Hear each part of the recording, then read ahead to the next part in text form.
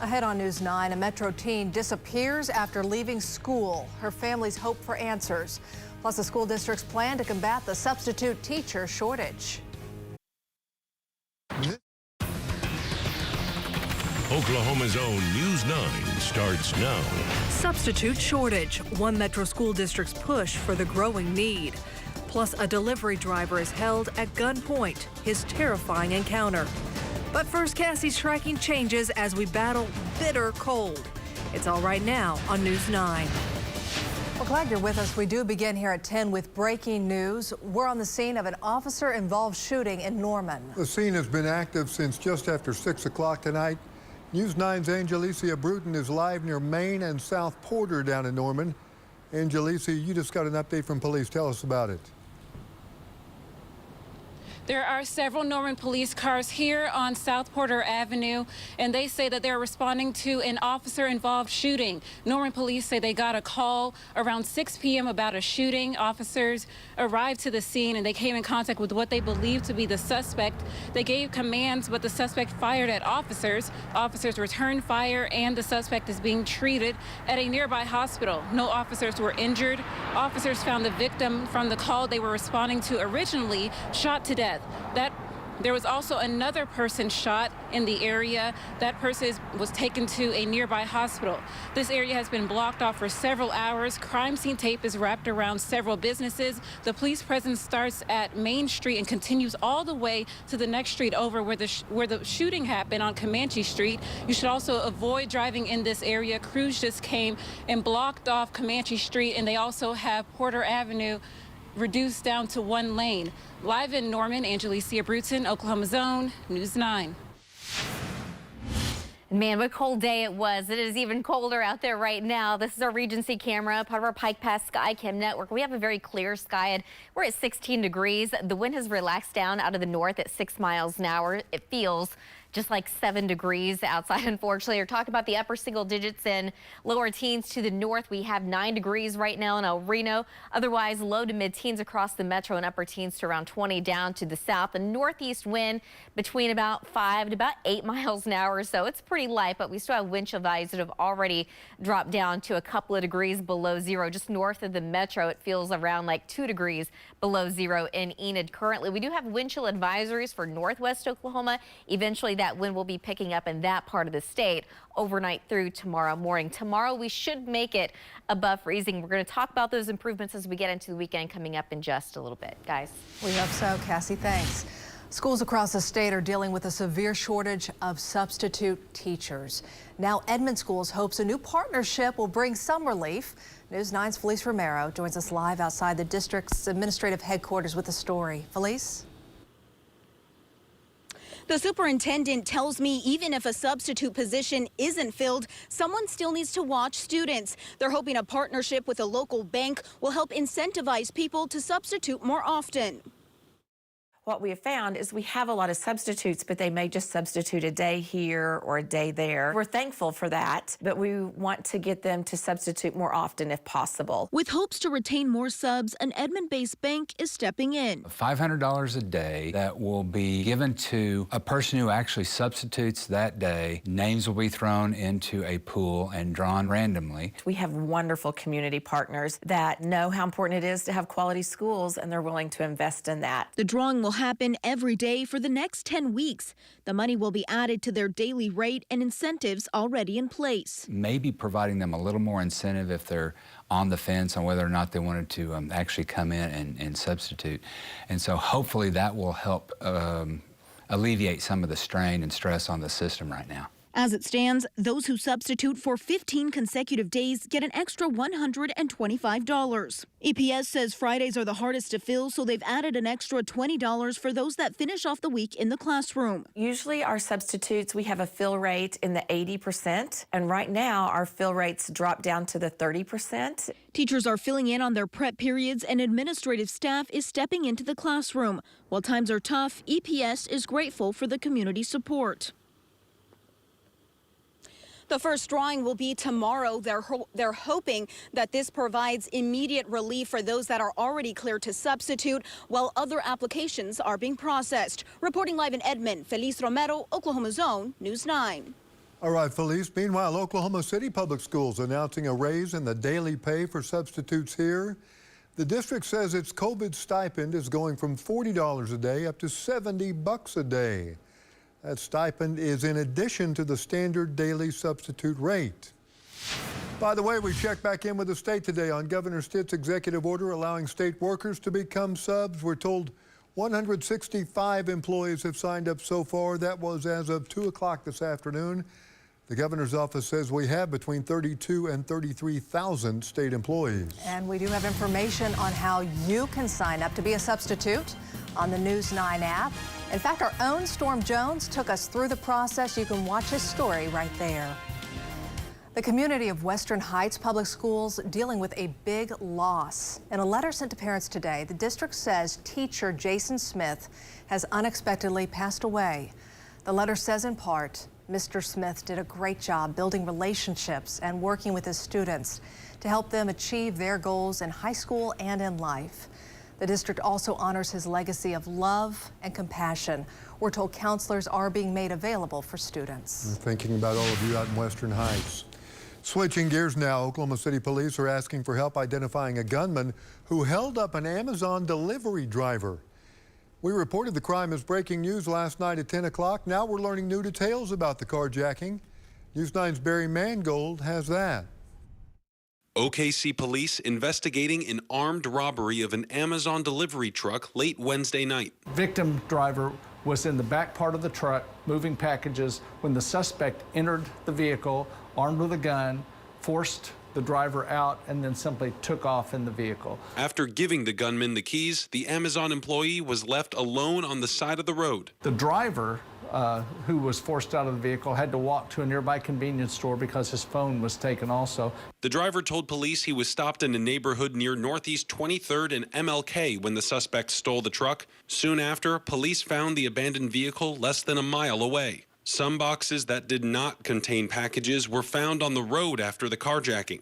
Oklahoma City police say they do not have any information on whether Amazon deliveries were taken from the truck. Officers are now trying to identify the gunman. We're needing the public's help. Anyone with information on this case, we want to hear from them through Crime Stoppers. Barry Mangold, Oklahoma's own, News 9. How the hell was she not Look hit? at this. Look right here. At least 3 bullet holes. Looks like they shot her head on. Yeah, meantime, police have not said whether there are any connections between that Oklahoma City carjacking and the Amazon truck that was shot up in Edmond. As we reported last night, a driver pulled over at 33rd and Coltrane after hearing gunfire and some shattering glass. The truck has bullet holes now. Police are looking for 2 men caught on the driver's dash cam seen driving away in a pickup. An arrest warrant is issued for a now former Logan County deputy. Christopher Andrews is accused of sending sexual texts to a 17-year-old. The sheriff's office says Andrews filled in as a school resource officer at Guthrie High School, but has since been fired. A man accused of trafficking 4 adults is caught and is now in jail. Tulsa police say Nathaniel Washington used violence and guns to take control of people. Officers say at least 3 of the victims were trafficked across state lines from Louisiana and Oregon. Unimaginable shock for a Metro family as police say the deaths of a man and woman in their home are the result of a murder-suicide. Investigators say Michael and Jalen Relaford were discovered yesterday near Southeast 89th and Sooner. They say it appears the husband shot his wife and then turned the gun on himself. It was the couple's juvenile daughter that had contacted police, had not been picked up from school, and ultimately that got the ball rolling into the investigation of where they exactly were. Police don't have any record of domestic issues between the couple. The investigation is still underway. New tonight, the Oklahoma Bureau of Narcotics makes a big meth bust, intercepting nearly 20 pounds of the drug. Here's a picture they posted online today. You can see it's bundled up. The OBN says this is part of an ongoing investigation in southeastern Oklahoma. State's daily COVID cases increasing today by more than 13,400. The Oklahoma State Department of Health says our 7-day average for new cases sits at 11,533 a day. The American Postal Workers Union is staffing up to deliver those at-home COVID tests being rolled out by President Biden. The ordering website through the U.S. Postal Service went live Tuesday, and now 7,000 temporary workers have been hired to pack and ship those tests. In the meantime, our soldiers with the U.S. military are joining the front line with healthcare workers. It was a hero's welcome when more than 24 members of the military arrived to help at this New Jersey hospital, suffering under the weight of the coronavirus. We have shortages in every corner of the hospital. The Biden administration is deploying teams of military medical personnel to help short-staffed hospitals as the Omicron variant infects hundreds of thousands of people daily. The federal government also plans to distribute 400 million N95 masks across the U.S., but there are those who won't wear one, like a passenger whose refusal forced an American Airlines flight to London to turn back to Miami. We don't know who it was because we never saw anybody, but they turned the flight around when we were about an hour and a half into it, and we had to come back. Well, how about this? As the pandemic continues, business is actually booming at the Oklahoma National Stockyards. On this day last year, we reported cattle sales were at a record high. So we checked back today, and Stockyards President Kelly Payne says sales are right on track with the numbers seen in 2021, but the market is stronger. Despite that, there are some concerns about the wheat crop with our dry conditions, but she remains optimistic.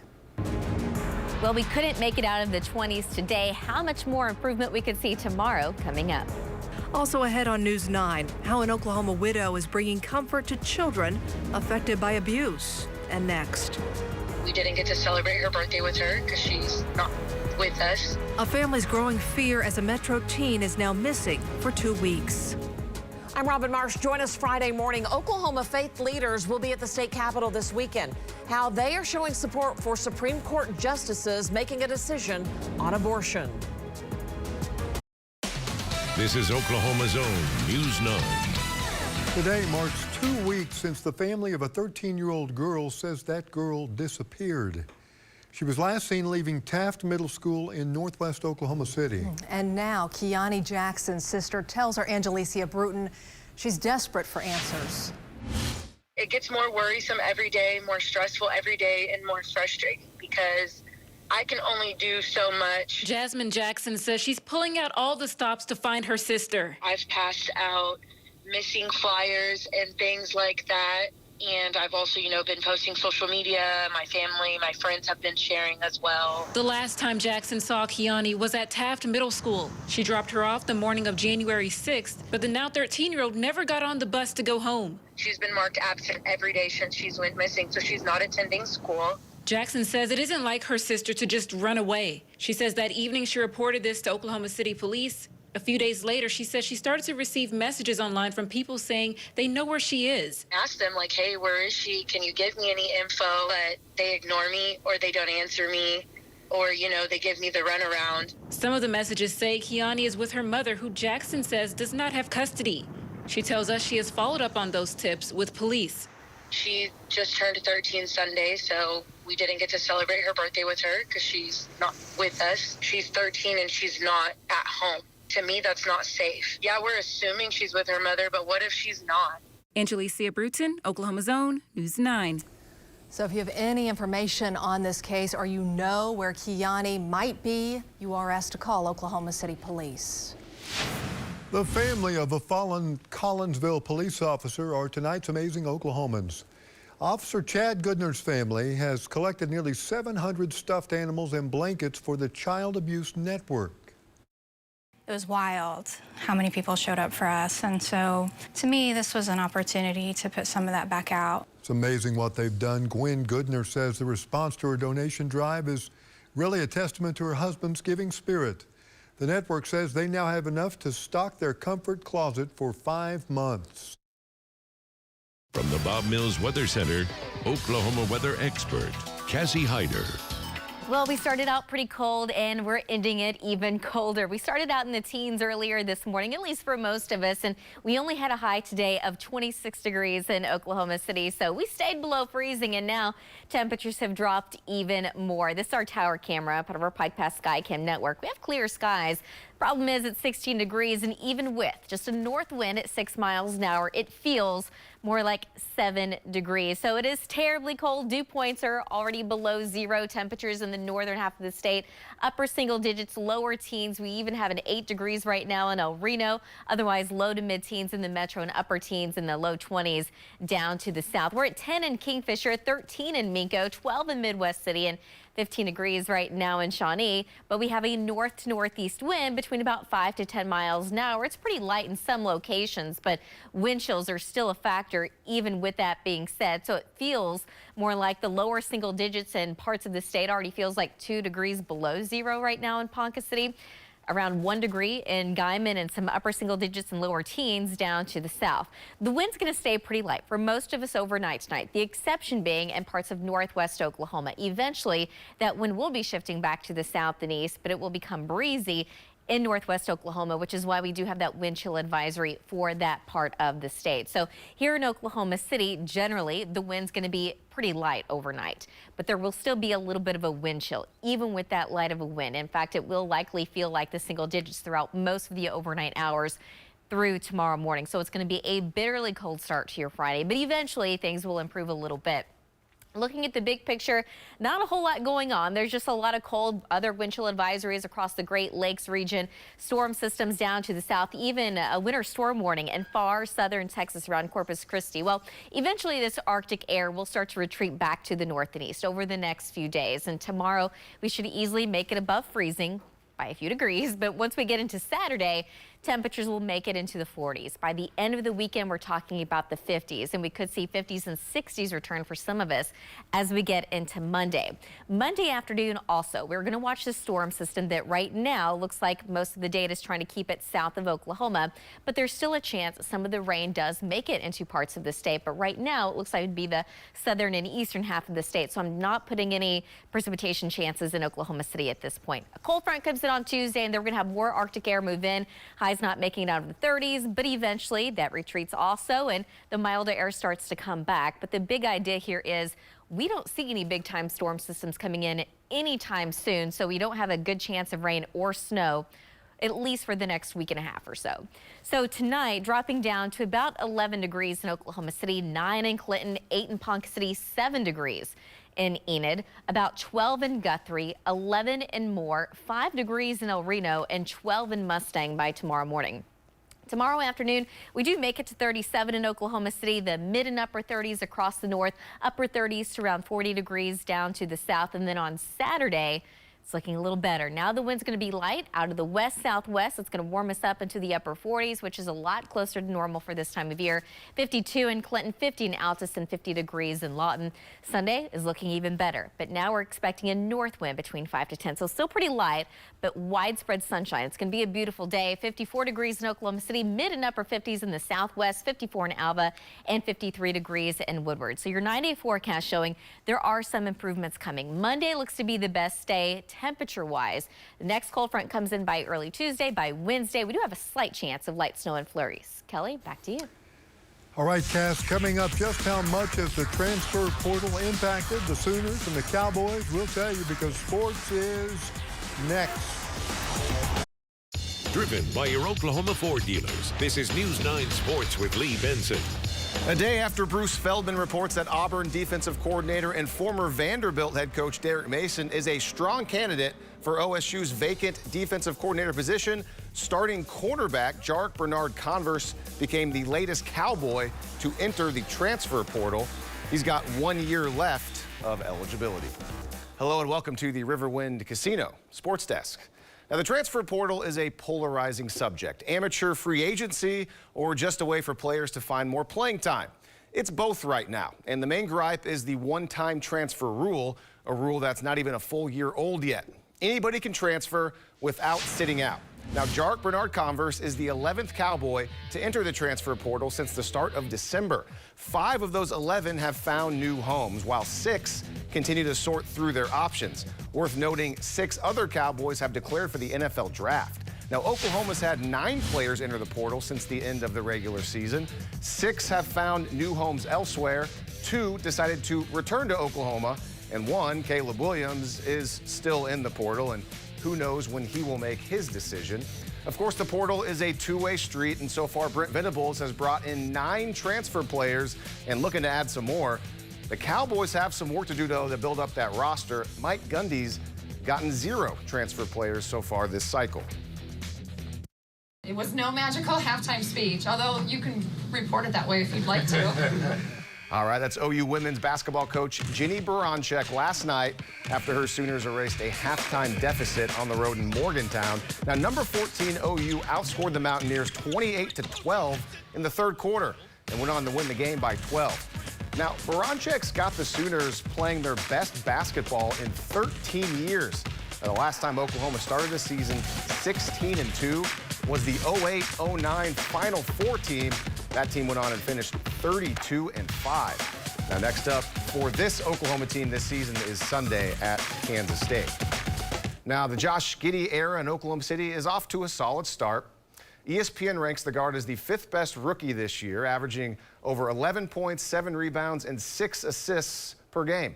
But adjusting to the 82-game schedule in the NBA is a grind, and Giddey is asking a fellow Aussie professional for help on how to adjust. I was actually talking to Andrew Bogut today. I texted him and I said, what did you do to get through that rookie middle of the, because us younger guys have never played this many games before. Yeah, you can certainly feel it. Not really physically, but it's more mentally. Just getting motivated for each game and each practice. Thunder back in action tomorrow night on the road in Charlotte, 6 o'clock tip-off. Now, last night, I thought the Thunder would play well and maybe win. Totally wrong. Not going to make a prediction this time. Not even going to make one. A lot of people thought they were going to do pretty good. Right. I think you were with me there, Kelly. I was not with you last week, but I'm with you on this one. Okay. I hope that we are both right this time. I do too, buddy. Lee, thank you. And stay with us for a special announcement when we return. Well, tonight is my last night anchoring a newscast here on News 9. I couldn't have done it without the love and sacrifice of my beautiful wife, Terry, great kids, and perfect grandbabies. I don't know how to begin to thank you for watching for the last 31 years and making this newscast #1 in Oklahoma City. I cherish your friendship, and I'm humbled that you have trusted me to bring you the news, both good and bad. I am not retiring. I'm not retiring, so this is not goodbye. It's see you soon.